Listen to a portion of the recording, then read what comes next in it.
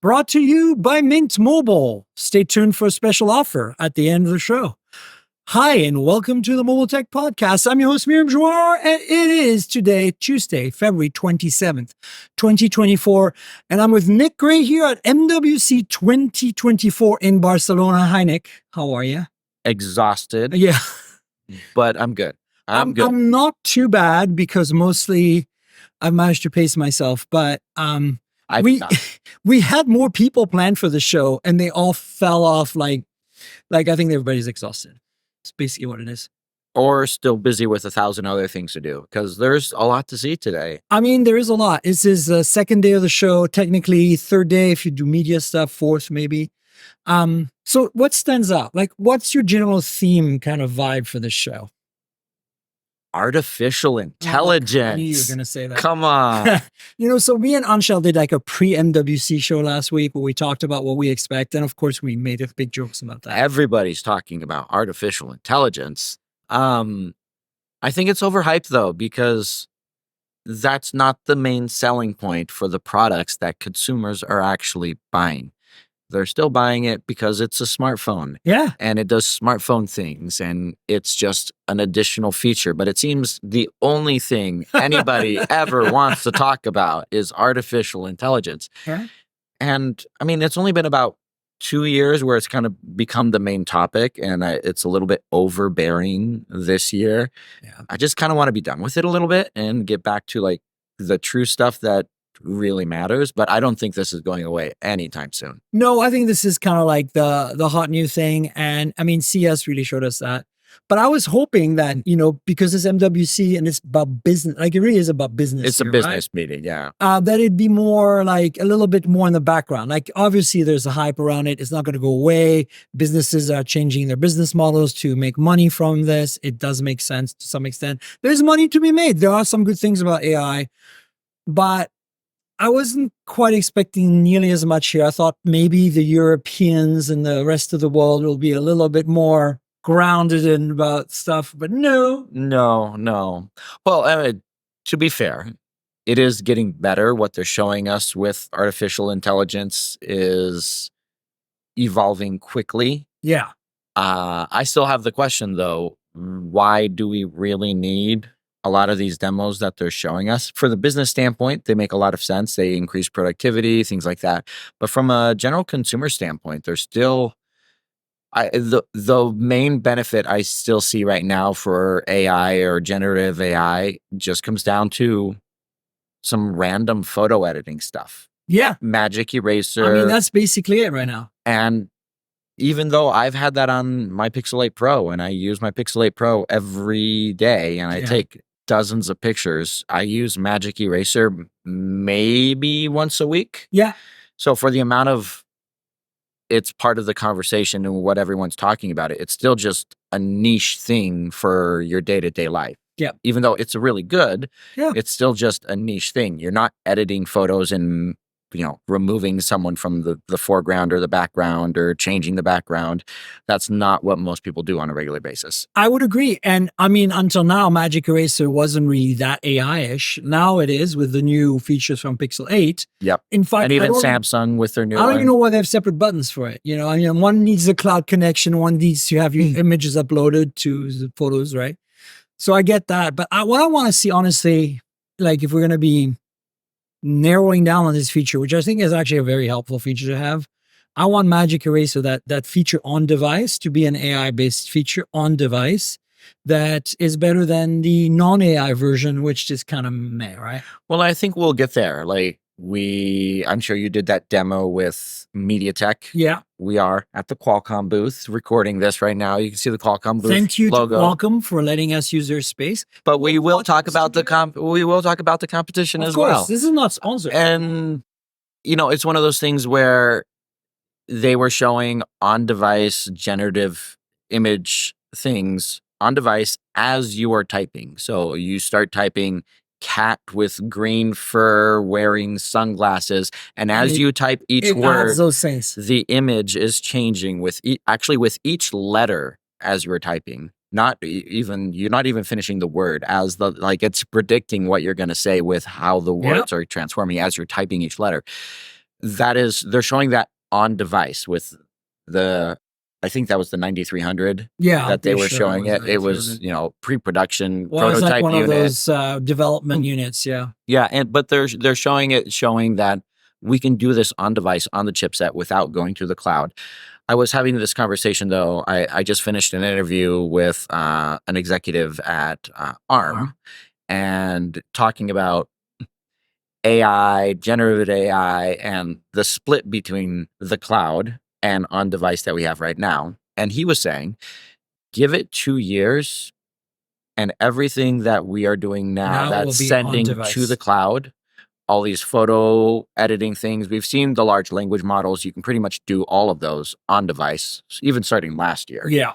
But with the photo editing ones are the ones that are a lot more memory intensive. You know, you need a large GPU really to feed through all that data.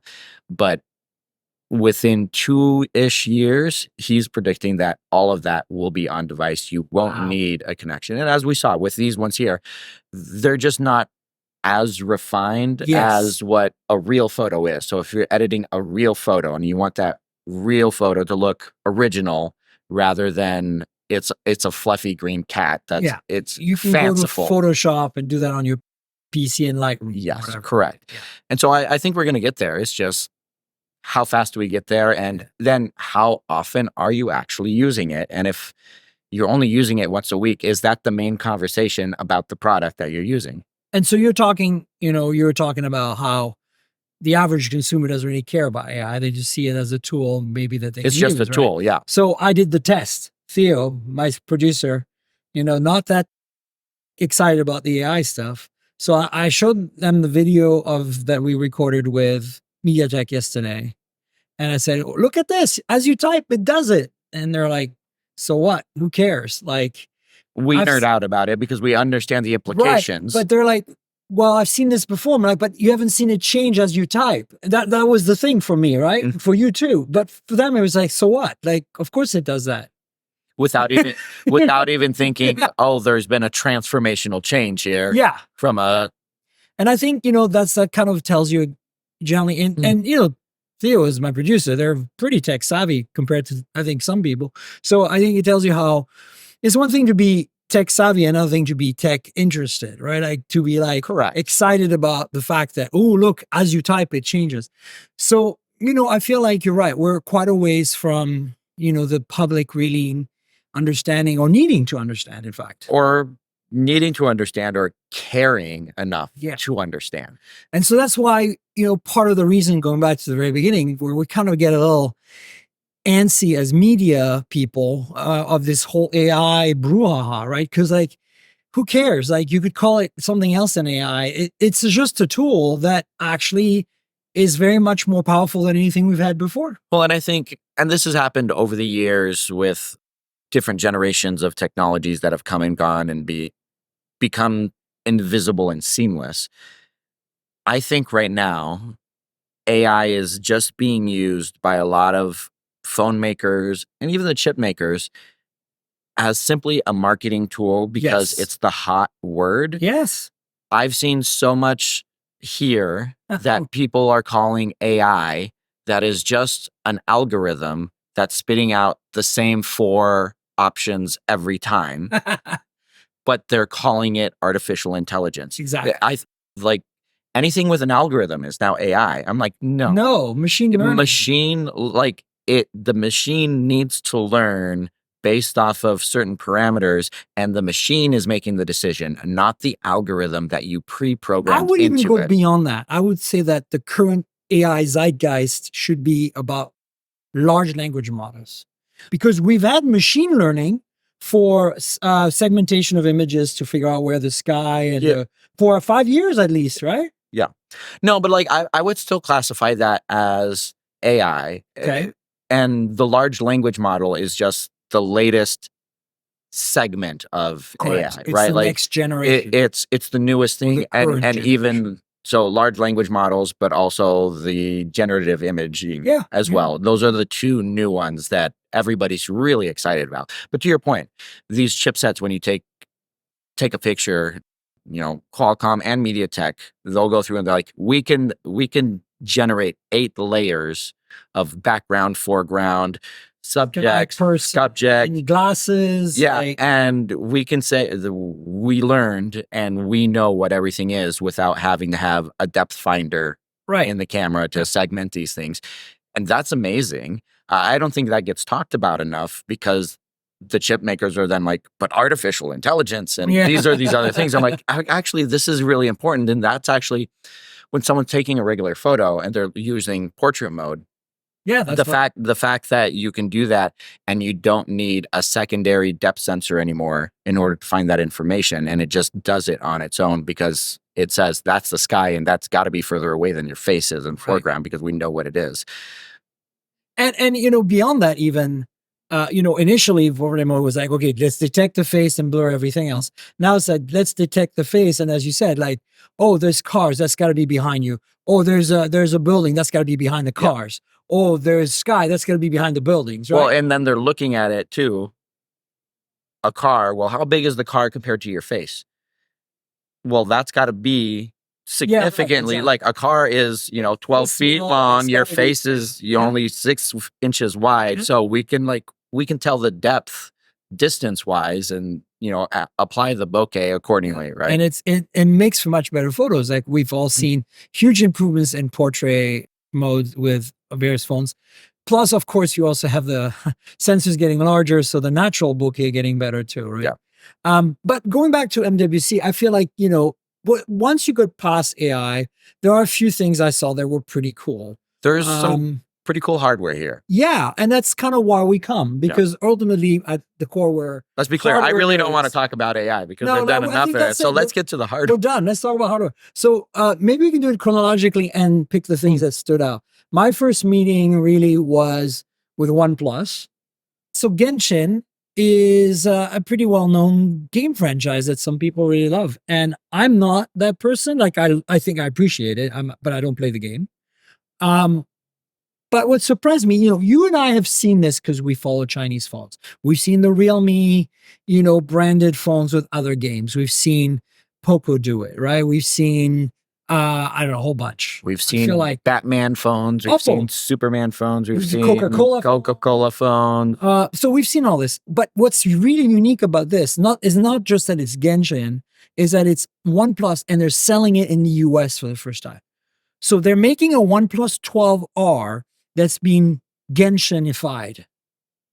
And what I loved about it is, unlike the other PR that we've always gotten, which is like, okay, here's your Genshin phone or whatever. It's got, custom glass in the back and a custom skin and icons, and comes in a custom box and has, a custom SIM ejector tool and a custom charger with the logo on it and the colors. And this is all beautiful, purple color. What's the character's name? I can't remember. Anyway, the point is, instead of just throwing it at us, they kind of went through a bit of an explainer of like, where did Genshin come from? How popular did it become? How fast how it's used exploded. Yeah. I thought it was really, really cool because it gave me real context about why this phone would matter to people. And if you look at it, it's the high-end model of the 12R, which regularly sells for $599, and they're selling it for $50 more, and you get all this extra stuff. So $649, and then you can get $100 back for throwing in any phone on fire, as usual. Right? Yes. So for $549, you're getting this super awesome customized Genshin OnePlus 12R. And I mean, of course, you can buy the regular OnePlus 12R, the lower RAM and storage version, for $399 by throwing in a phone on fire. Yeah, my question that I didn't get answered was, it is a limited edition. How many is the other question? I did ask that. Like a lot of the limited edition ones are like, there's 1,000 of these and they sell out in 2 seconds. It sounds like because it's being sold in the US, it's being sold in Europe as well. They're probably doing at maybe 50 or 100,000. The fact that they have such wide distribution, giving people a lot of options as far as, if you do want to pick one up. And as you said, you don't play Genshin Impact. I dabble in it. I test it. Like I wanted to test. I dabble in it, and my issue becomes, if I get too far into it, I get lost into it. And then it's like 5 hours. So I purposefully don't. But people play this game hours and hours a day, and people love it. And they're releasing updates once a month and adding new characters and making the game just more insightful and increasing the story. And so if you're a Genshin Impact fan, check it out. I definitely think it's worth And the this while. phone will get 5 years of updates and 4 years of OS updates or something, right? So it's something like that. So it's actually going to be able to be keeping around for a while. So, you're not like throwing it out tomorrow. But back to the watch, I think I'm very excited. I haven't worn it yet. I've got the box. Mine has not arrived yet. So, basically, we'll talk about it on another podcast. I think the main thing to point out, we do need to talk about the fact, because it came along with a Google announcement, and what makes this watch. Let's talk about that. But I'm just saying, in terms of my actual opinion, so review opinion is not going to happen today. So I think the more important part about this watch is, yes, it's probably a good watch from OnePlus. They make good hardware, but it came along with a Google announcement that they're doing this, enabling Wear OS to work in concert with a dual chipset system.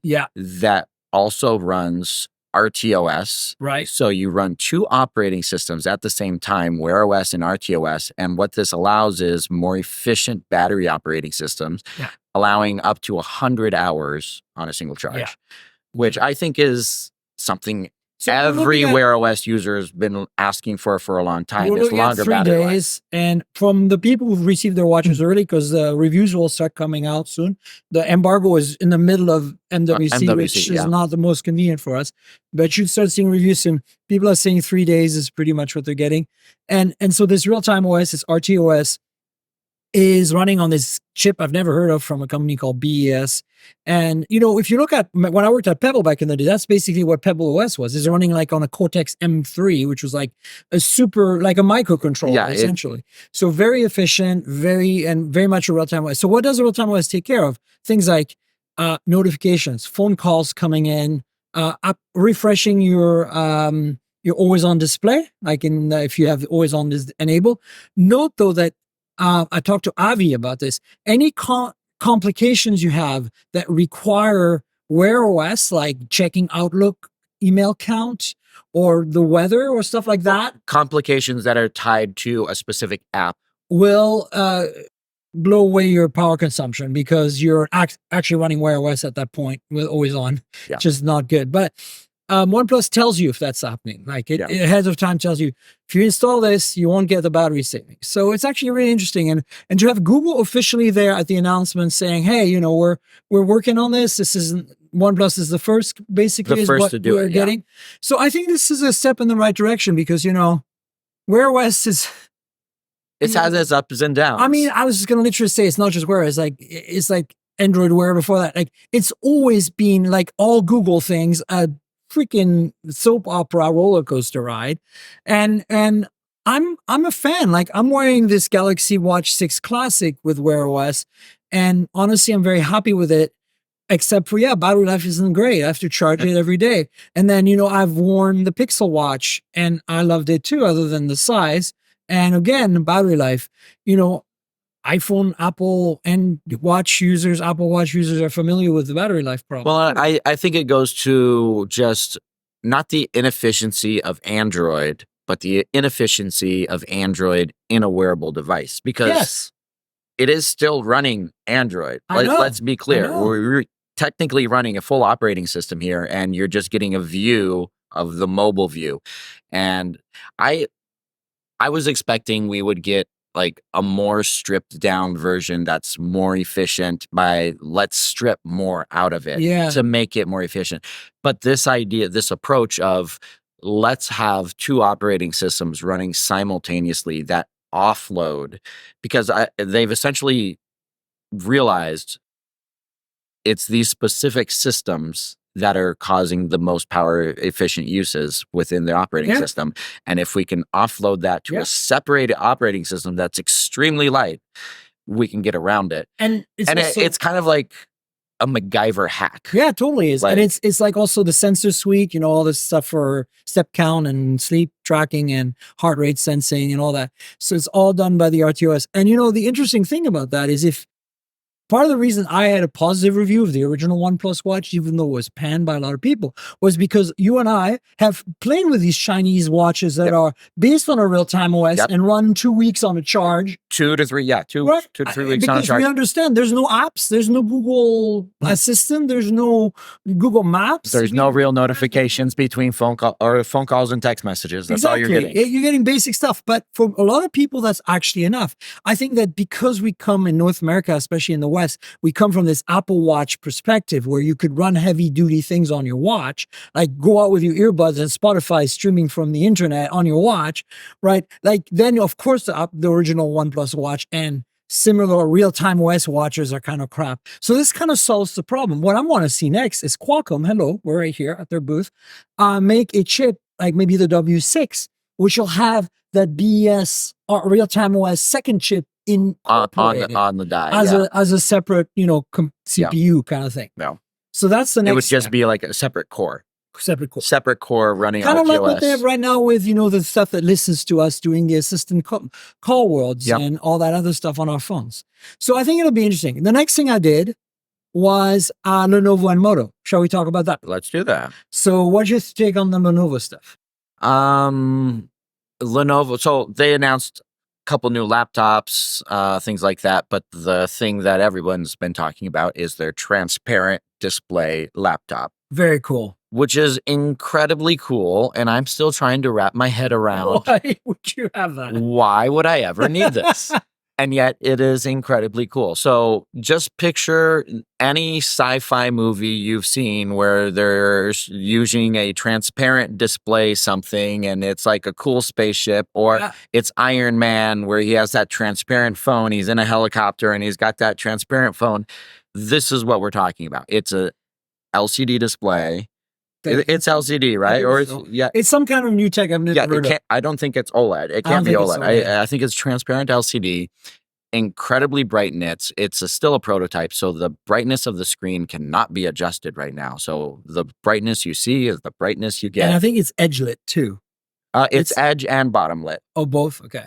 Yeah, it's edge Light and guides. And it's cool.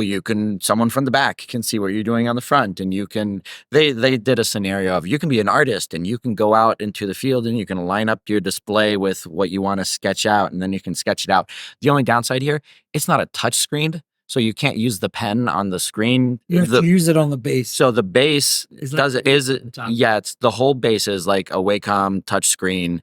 So it's not a keyboard, it's a virtual keyboard on top of it, but you can get the pen and you can write all over the bottom of it. It's nice. It's nice. But the problem is, why? Maybe it's just the vision of the future and we're going to get some variation of this coming up down the line of where you can have, like LG was showing at CES, for their transparent TVs where you get a back that goes up the back, and then you can actually have a regular laptop as well. The other use they showed me, I don't know if you saw that demo, is there's a camera on the bottom edge of the laptop below the transparent display that's pointing out. Yes. And they're able to track objects in the real world with it. So they're able to do AR. So they had a bouquet of flowers behind the laptop. And then they had AI analyze the image from the camera and make a bee land on it. And you could move it around and the bee would land in the right spot. Yeah. So stuff like that. Maybe. Dan Rubino actually suggests something really clever. He says in retail, having the transparent display so that you can see them when you talk to them, the people at the hotel reception or at the store when they're ringing you in and stuff. Yeah. So, I mean, those are stretch cases. But the cool factor is absolutely you cannot say it wasn't cool. It was it is. So I felt like I was inside a sci-fi movie. Yeah, as I said, it's like you think that display you saw from the sci-fi movie, and that's what it is, and it's real. Like we can make that now. It's not science fiction anymore. It's an actual display. Super cool. And then the other thing that Moto was there, also sharing space with Lenovo, since obviously they're a Lenovo company.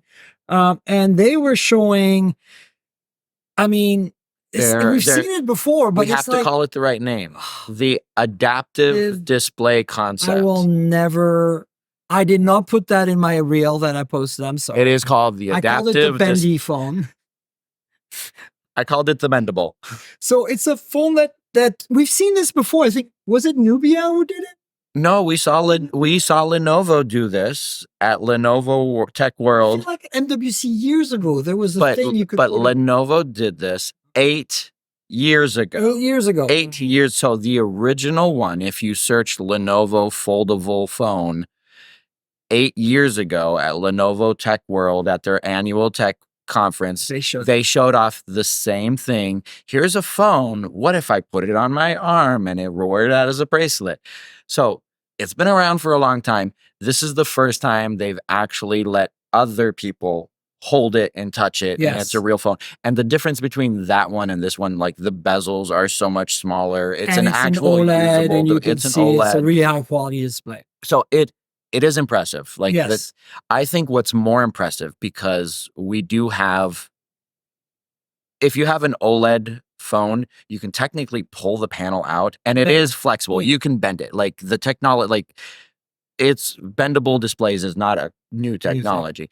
I think what's more impressive is the internal hardware. Yeah, of this phone. Tiny segments. Everything is segmented. So just imagine they've cut up the battery 10 times on the inside. The motherboard is cut up 10 times. Yeah. And the way I want to take the phone apart and see, because I think that's the more interesting part to this, because we've been able to bend screens for so long. Yeah. The more interesting part is they've bent the components on the inside to make it fit with this, which is really cool. So you know those bendable mic stands and stuff?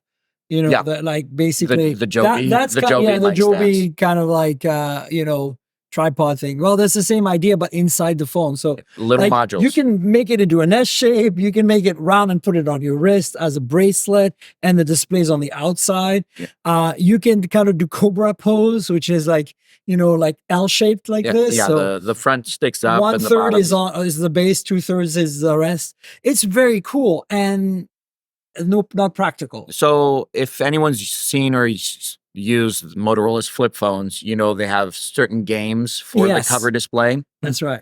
They were showing off Connect 4. Connect 4. And on 2 sides. On 2 sides. So I was playing against... You shape it and you can play on both sides. I was playing against Michael Josh and I beat him on Connect 4. He forgot that how things were stacking. He thought you could just tap it wherever you wanted and it would stay there. I was like, no, they dropped to the bottom. Exactly. So I beat Michael Josh on Connect 4. It was a good time. On the concept phone. So that was cool. And they also showed something very similar to continuity on the Mac, on Moto phones and Lenovo phones and tablets with any Windows 11 PC, being basically you can use a PC's keyboard to type in the tablet and the phone, like drag and drop, all that stuff that Huawei's been doing forever now, right? Yeah. But it's cool to see it from a company that we have a chance to potentially have that feature on our phones in the West. Well, and I think it's good. Like, I don't think it potentially Lenovo has this huge market within the corporate sector. For sure. And I think anybody who's walking around with a Lenovo laptop is going to find this. I can drag and drop things from my phone and have these extra windows and use an extra display. Like everyone likes to talk about MacBooks and stuff like that, but Lenovo dominates the corporate world when it comes to laptop usage. So it makes sense. Yeah. Then, of course, on this is press day. This is day 0, the day before the trade show floor open. We also got Honor launching their phones. We've got Xiaomi launching their phones, and we got HMD. So start with HMD because it's low-hanging fruit. Barbie phone. Did they announce anything? Barbie phone. But they talked about things that are coming sometime in the future. Yeah, so HMD is going to continue making Nokia phones. Yes. But that's not going to be their priority. The main Android phone kind of brand is going to be HMD branded, standing for Human Mobile Devices, which is a retro acronym. Yeah, that's it. They came up with it after the fact. Retro acronym. They came up with it after the fact. Anyway, the point is that other than that, they have a Barbie phone, which is a dumb phone, which is a flip phone. And it was not there. Like, I don't think I've even seen a photo of it. No, Is there a photo of it? there's no photo of it. It was just an announcement. So, as you were saying, they're going to be making Nokia phones. They're going to be making HMD phones, and also they're going to be making phones for other brands. Oh, okay. I didn't know That was the Barbie thing. Oh, that's the Barbie thing. So it's the Barbie thing is making the phone why for make Barbie a flip phone that's the dumb phone for Barbie? because that's what Barbie wants. That's what they ordered. Barbie wants. Like they're making it for I see, somebody I see. else. It's somebody else ordered it. So Mattel wants it. Mattel wants a Barbie phone. Okay, great. So I love it. and So we lost Bullet, we lost Bullet. but we've got HMD now making us all kinds of weird phones that are not Shenzhen specials. No, well, my issue is with this. Great for them; they're trying to diversify their business. The HMD name for me means absolutely nothing. Correct. I think they have the issue that HTC had back in the day when they had to do a whole marketing campaign to say, what does HTC stands for? High tech computer. A hipster troll car wash. Right? HMD is going to be in that same exact position because someone's going to pick it up. Well, what is an HMD? And then we have to tell people what we are. Like TCL has a similar issue. Yeah. ZTE. But the problem is those brands have been around forever. Like, and it's people have owned those brands. They have a TCL TV. Like, they know what it is. And it's been decades versus this is a new acronym 100%. name that means absolutely nothing to no one. You know, the analogy in the car EV world is BYD, build your dreams. Yeah. Right. But nobody knows. Nobody knows. No, they're like, BYD. What? What? Yeah. And BYD actually, if you're in China, is a big EV brand. It's also sold in Europe now. But in the US, they make electric buses for a lot of cities. Cities that have electric buses today, which is quite a few, actually. Anyway, then we had Honor. So you can talk about Honor because you're here with Honor. I am here with Honor. They sponsored our travel for MWC. Honor Magic 6 Pro. Very nice phone. Snapdragon 8 Gen 3. 180 megapixel, 2.5, whatever it is. 2.5x periscope camera. Oof. But it is the largest sensor in a periscope camera that there is. So that's why it's only 2.5 because that's all they could. But also their main sensor is actually 28 millimeters. So if you do the math, it's really a 3x. It's 2.9 something if it was a 24 millimeter. But because of the size of the sensor, they couldn't put a 5x. No, I get it. Like the Z depth just isn't. The 180 doesn't make sense to me because there's no such a sensor. We were talking about that because there's no 180. I think it's a 200 and they're cropping because the Z depth of the lens, they couldn't make it work. Well, either they're cropping or they just cut it to fit it. Oh, they cut it, yeah. I'm figuring they actually physically cropped it to fit it in the phone. It could be that, or it could be when they made the optics, there was too much vignetting. The edges with the periscope. Yeah, they were picking up the edges of the periscope. So they said, let's cut those out and then manufacture a sensor that's slightly smaller in size. Yeah. Interesting device. The cameras work fairly well. Honor is doing this big push about artificial intelligence being a layer within the phone's interaction. So you can drag text or drag an image to the edge of the phone, and then the phone contextually picks up what apps you want to use to do something with. So if you drag a text message that has an address in it, you don't need to select the address or find the cursors to get the address to open up to Google Maps. You just do the whole message, and Maps is an option because it reads that there's an address in there. I haven't found that it works incredibly well. I use Telegram for my messaging. It not once has suggested I share something with Telegram. Probably doesn't know what Telegram is because it's not. Yeah, so it's for them calling it artificial intelligence and an artificial intelligence layer, I think is a little bit of a stretch. It's a smart layer for sure. Trying to predict how you want to use based off of the context of what you're dragging over. I hesitate to call it artificial intelligence because for me, it was suggesting I use Facebook Messenger and I hadn't even logged into the app. Oh, wow. Amazing. So is the software still Huawei circa 2019? No, because that's my so we've had this conversation before of how their Honor software has looked so much like Huawei software. It is finally starting to diverge. From what I know, like this whole AI layer that Honor is doing, Huawei's not done anything similar to that. So Okay. they branched out. I do like the new version of Magic OS 8 has, you know how on some apps or some Android phones you can like resize your folders. Yeah. Now you can resize apps as any, so you know, like on the Nothing phone, how you can blow up an app and have it like 4x the size. Yeah. Here you can long press an app and expand it.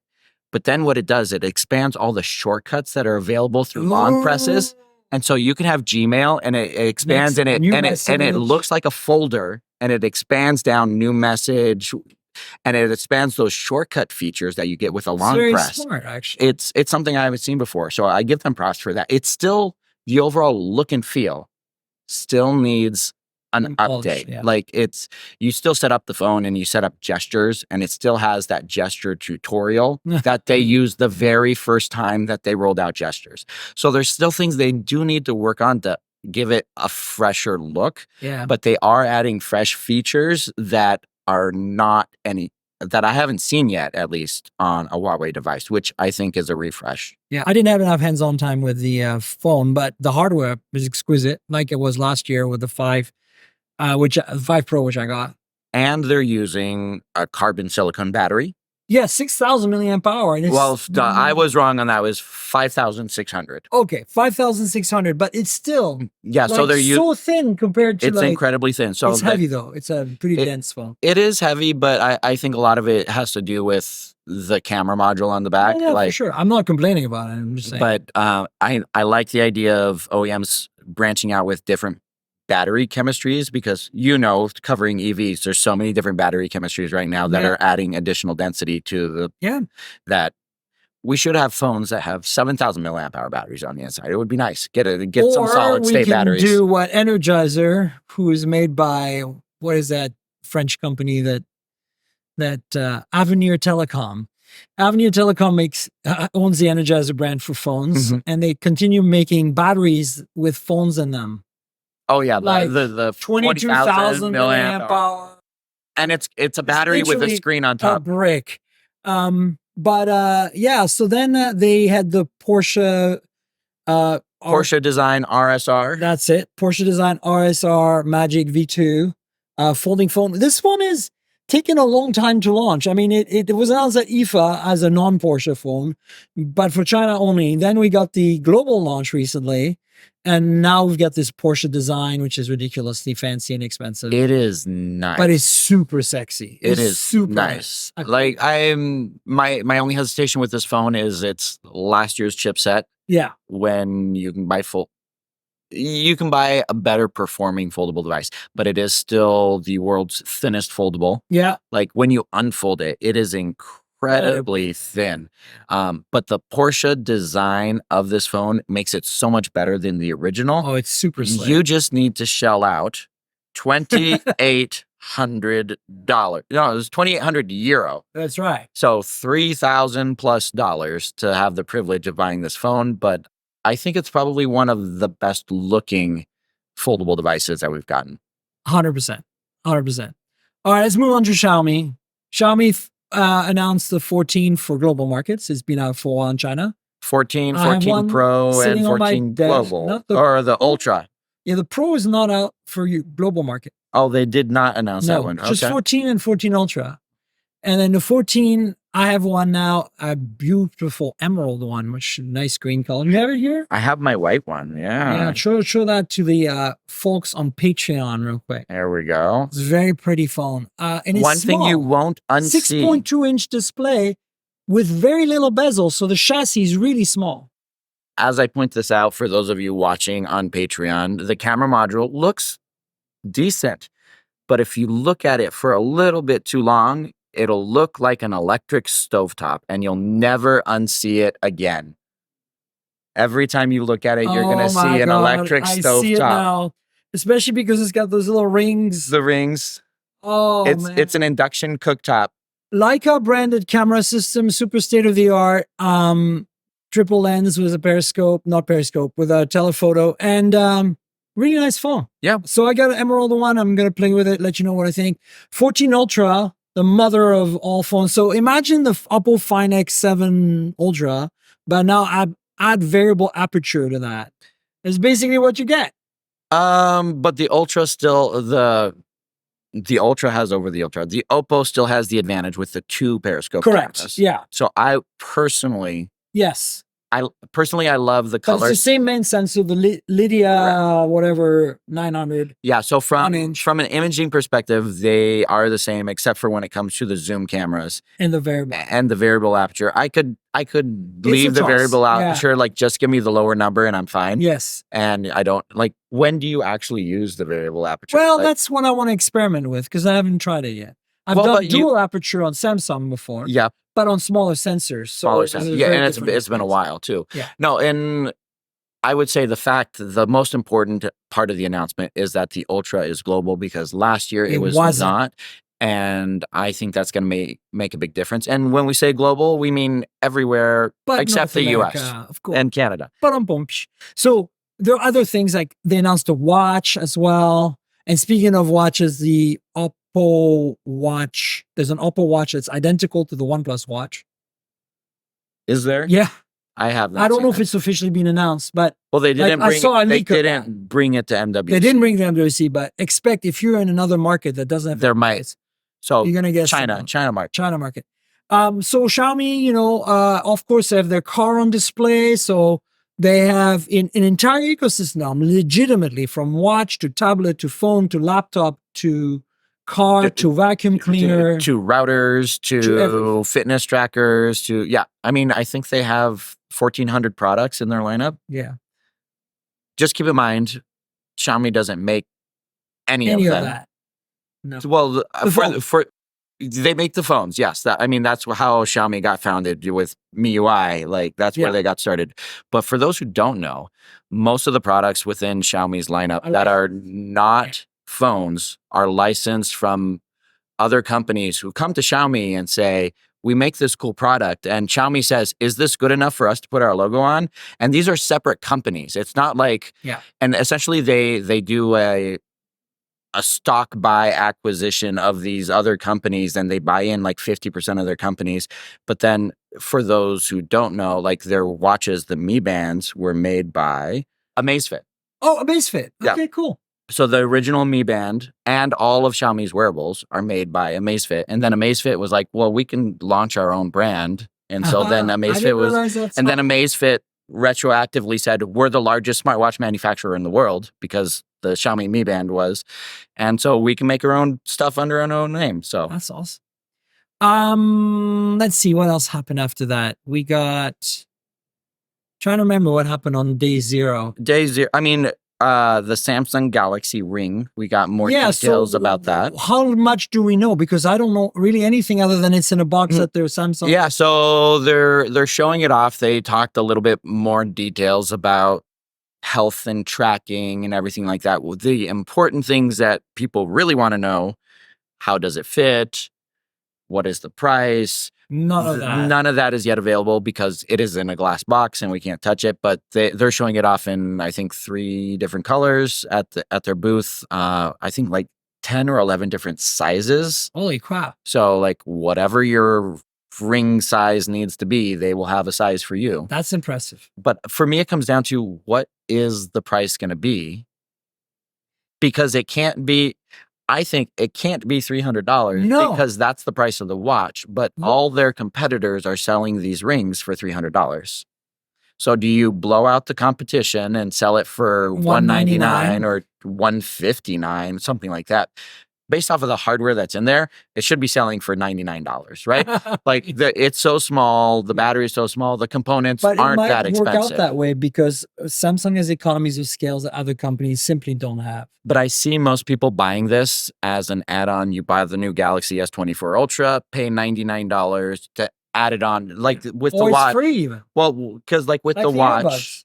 Yeah, the earbuds are $99 and they mark them down to free. But like the watch is $350, but Yeah. they take $150 off Yeah. if you buy a phone with it, right? So I think most people are going to buy it as that accessory to that other purchase. 100%. And even if they just do that and never buy the outright, they'll outsell all the other smart ring manufacturers in a year. I think this is an incredibly smart move for Samsung. You know, I'm not a huge Samsung fan, but I think like kudos to them for doing this. Because look, I wear a watch when I sleep, and it's not the ideal device for sleeping. I like the bands from Huawei. It's uncomfortable. I used to wear the Huawei bands at night and the watch in the daytime. I like that a lot better. But I'd much rather wear a ring, because the ring is not really about, you know, completely getting rid of your smartwatch. It's about the basic health fitness tracking, like things like heart rate and steps, and then of course the sleep tracking. If you can get all that in a device, temperature monitoring. Temperature monitoring. Yeah.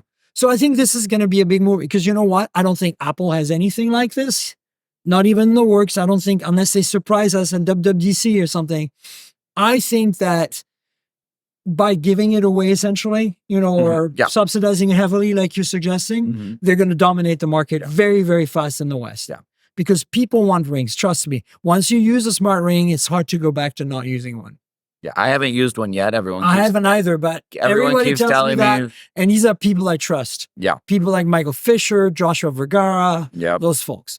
So, yeah, I think it's going to be a big deal. What else happened on day one?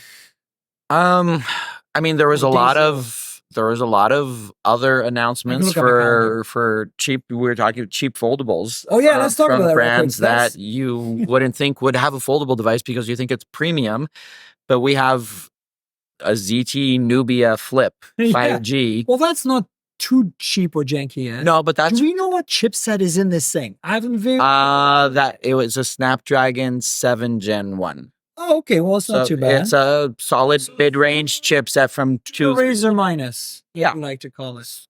So that one's a $599. Yeah, flip phone. And there's a couple other ones that you saw. Yeah. There was a Blackview and a Doogie. Yeah. So Michael Fisher and I, Mr. Mobile and I went on a kind of like a quest. It was, you're like, let's track down all the folding phones that are supposedly at these, you know, these brands that are out of Shenzhen that are kind of known by people like us because they often pitch us. Like, you know, in the hierarchy of brands, you got Samsung, Apple, you know, Google, Moto up there. Then you kind of have like brands like TCL, you know, Techno Infinix, I would say are pretty legit. Bullets, back in the day. Yeah, but Bullet never had market share. But like Techno Infinix. Legitimacy-wise. Oh, completely. Right. Well, I mean, just because they've been around and in Western markets. Right. And then you have the Oukitel, you know, Ulefone, Blackview, and Doogie, and those guys. And they primarily make these mid-range MediaTek-powered rugged phones, especially Doogie does, and they always have like either a gigantic battery or 105 dB speaker or like a thermal camera or some kind of weird thing. Yeah. And so they started making folding phones. At least that's the rumor we heard. So we went to Hall 7 where they somehow all happened to be, because in my head, they're all made by the same company somehow. They probably are. Right.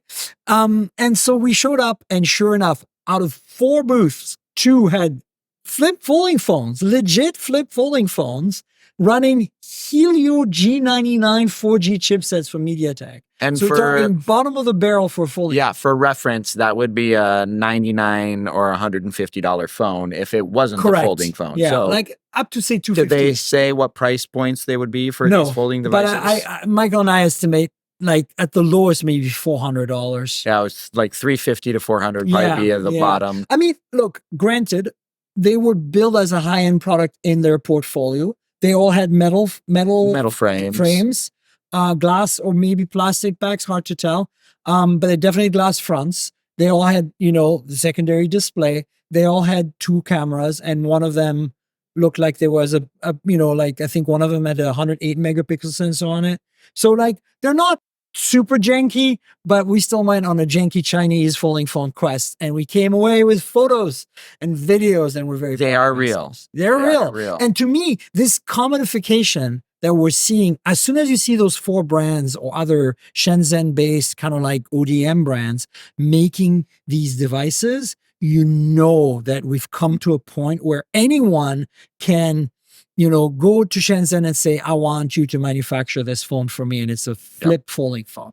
And that's that if you're in the industry like we have been, as long as we've been and come to MWC for as long as we have, that means that folding phones have arrived. Yeah. I mean, it's about time. We're on the 5th generation from Samsung. Technically, less the 6th, because the first one was kind of a fail and redo. Yeah. It's one of those things where you always wonder what the cycle is going to be, where it comes from a niche product to a mainstream product. And with foldables, apparently it's 5 years. Yeah.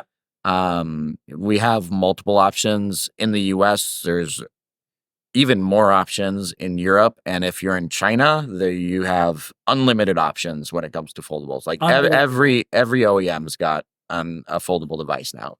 A few more items we should talk about before we wrap up. And again, keep in mind that I will have another show next week where we go into anything else that we missed, because we still have another day and somebody is going to surprise us, I'm sure, with something, or another day or two, actually, at the time we're recording.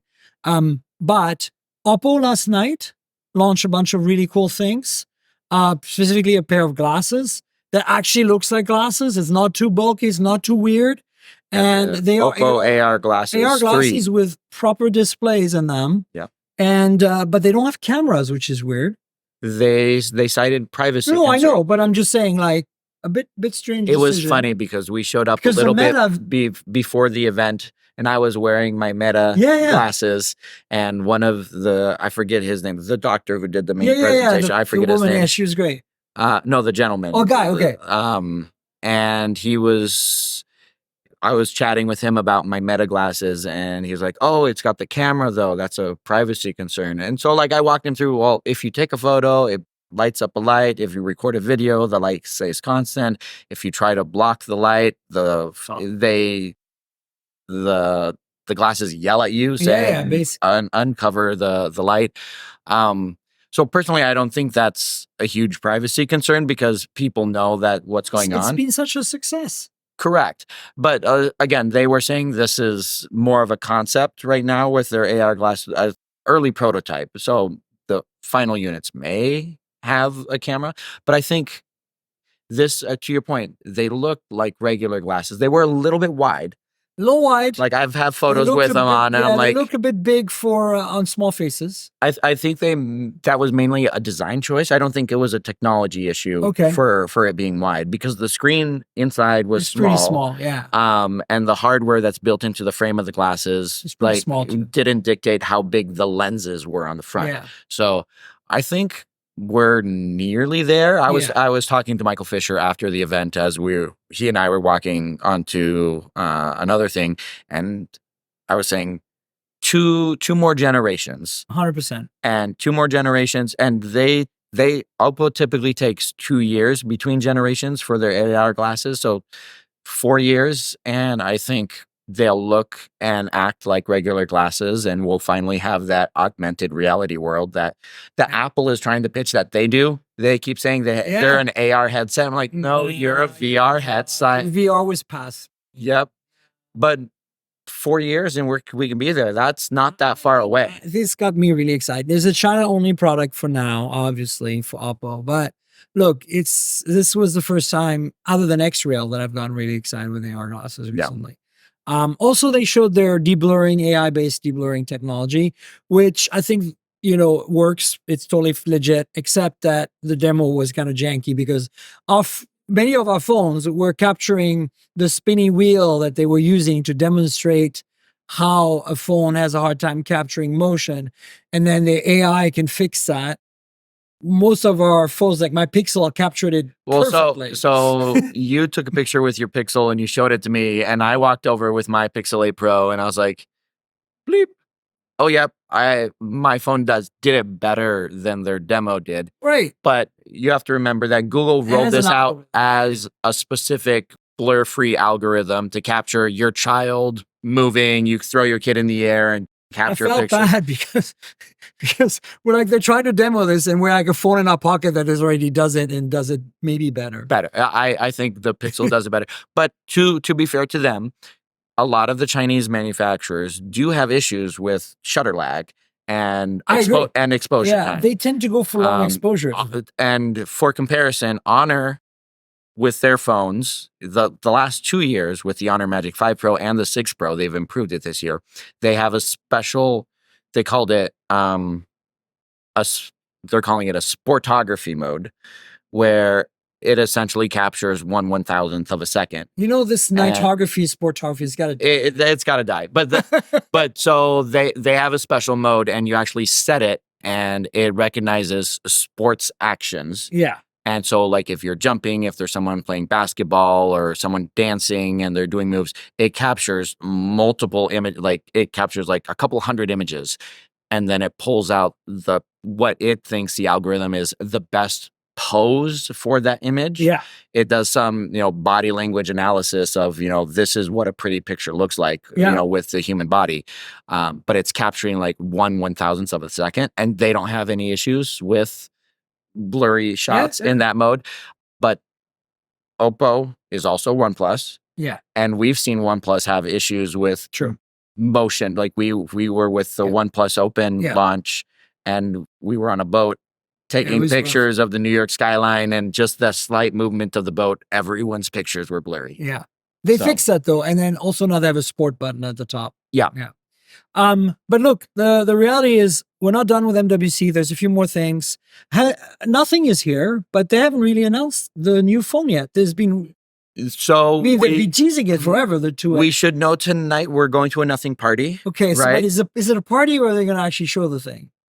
Well, by the time this airs, we will know more. Well, by the time this, I'll say this: by the time this airs, the phone is going to be on display behind glass. Okay. And you should have seen more than me. You should have seen pictures of the phone behind glass. By the time this airs, I will have the phone. That's all I know. Well, by the time this airs, I'll tell you that I have the phone at home. I just have not unboxed it yet. So okay, I'm getting the phone tonight. Perfect. Because they couldn't ship it to me. So my OnePlus watch, I got it here. So I think the full embargo is like March 5th. That's right. So yeah. So stay tuned for that, folks.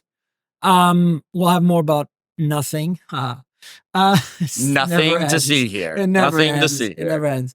Anything else before we wrap up? Can you think of anything that stood out for you that was like, oh wow? Not specifically about devices, but you and I being here the last couple of years, we've seen this evolution of MWC coming back from extinction that was with COVID. And the first year we were back, it was dead. Last year was significantly better. This feels like we are back full force 100%. The crowds here are huge, massive. I'm like, I want to go back to last year because I can walk around a little bit better. But it's nice to see the industry back. The halls are completely full end to end with manufacturers. Every space seems to be sold out, which means business is booming, and which means we get to see cooler devices. There's just a lot more to see. Absolutely. Everybody's here. And this is what we love MWC is like, it is hard to explain this trade show. If you're used to something like CES or most US-based shows, this, first of all, is Barcelona, which has a lot of personality, great city, great food, great place to be. And then on top of that, this new now, it's been over a decade, but this new exhibition center is really awesome and easy to get around and really nice to be in. And on top of that, this is about mobile. This is not just about consumer electronics and at wide or specific. I'm at the Unpacked Samsung event. This is anything touching cellular connected devices is here. And so it's really cool for people like us. Case in point, I had a meeting with ARM, which is just the architecture of the chip. I know. Like I had the conversation with them. I'm like, you guys are so deep into the phone that nobody ever talks about you. Nobody even knows who you are. Yeah, exactly. So, this is why we're excited to be here. And this is why it's such a great show to be at. So stay tuned. We'll have another wrap up next week on, other announcements. There's still some embargoes that need to lift. And then, Nick, do you want to tell folks where they can find you on the internet? Yeah, you can find me personally at Nick M. Gray on Twitter and Instagram, but you can find my work and my team's work on Phandroid.com or YouTube.com/Phandroid or Instagram and TikTok at Phandroids with an S. That's right. Definitely subscribe to all this stuff. And Nick has been on the show many times. We tend to do a lot of the trade shows together. Every time. And so it's kind of inevitable that we're doing MWC. You know where to find me. I'm Tanker on all the social, TNKGRL, like the comic book character, just drop all the vowels. So, you know, that's Twitter, Threads, Blue Sky, Instagram, and pretty much everywhere. So, you know, find me there, add me, and the podcast is at mobiletechpodcast.com on all the platforms. If your app lets you rate or review the show, please do that. Tell your friends about the podcast, have them subscribe. There's a YouTube channel, youtube.com/mobiletechpodcast. You know how YouTube works. So like, subscribe, tell your friends, click the bell, all that good stuff.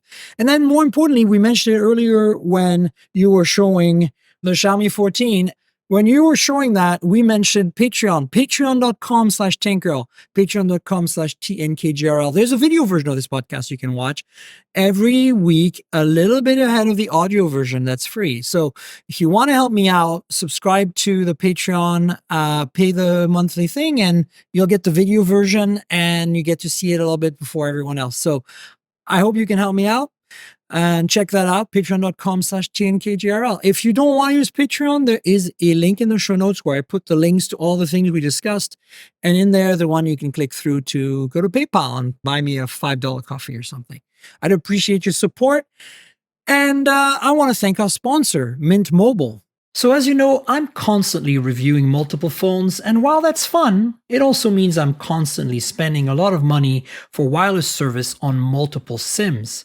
That's where Mint Mobile comes in, and that's who I'm partnering with for today's podcast. If you also want to save money on your wireless service, switch to Mint Mobile. As tech-savvy early adopters, you've probably heard of Mint Mobile before, but let me quickly tell you how awesome their service is. Mint Mobile offers premium wireless for as low as $15 a month, and you don't have to sacrifice any coverage, speed, or data. They're built on the nation's largest 5G network. They keep costs low because they sell direct to you online. They cut out the retail stores and salespeople. Why should you pay more than you have to for access to the same network? In my experience testing phones, Mint Mobile delivers the same data speeds and call quality as the big three for a fraction of the cost. Switching to Mint is super easy. Thanks to their eSIMs, you can sign up and activate immediately right on your phone from the comfort of your home.